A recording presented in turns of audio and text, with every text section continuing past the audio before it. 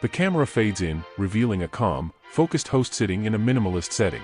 A single bookshelf with Stoic text stands in the background, and soft light casts a thoughtful ambience. The host leans forward slightly, speaking with deliberate intensity.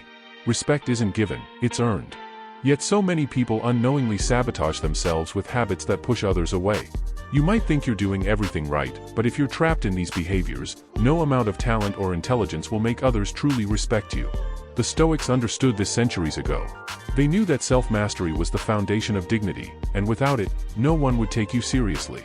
The first habit that kills respect is complaining. The Stoics despised constant whining because it reveals weakness. When you blame circumstances, other people, or luck for your problems, you signal that you lack control. Marcus Aurelius faced wars, betrayal, and plague, yet his writings never descended into self-pity. He took responsibility.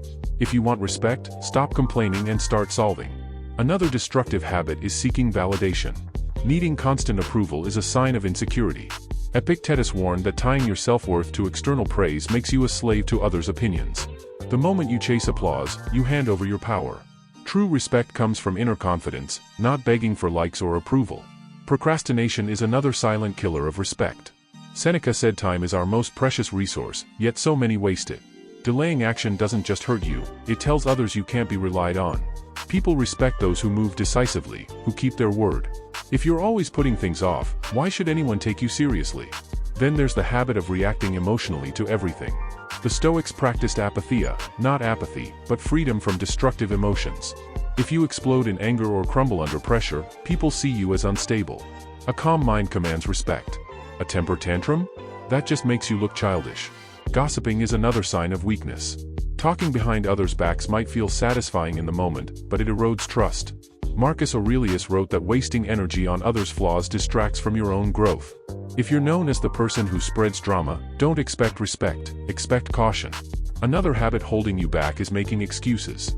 The Stoics believed in radical accountability. No matter what happens, your response is your choice.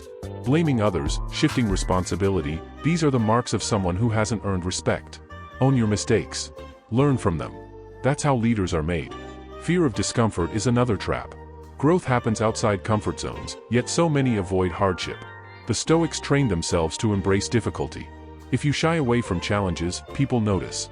Respect is reserved for those who endure, who push through when others quit. Then there's the habit of comparing yourself to others. Seneca warned that envy is self-torment. When you measure your worth against someone else's life, you lose focus on your own path. Respect comes from authenticity, not imitation. Be your own standard. Over-explaining is another sign of insecurity. If you're always justifying your actions, you seem unsure of yourself. The Stoics spoke with purpose, not excess. Say what you mean what you say, and let your actions speak for themselves. Neglecting self-discipline is another way people lose respect.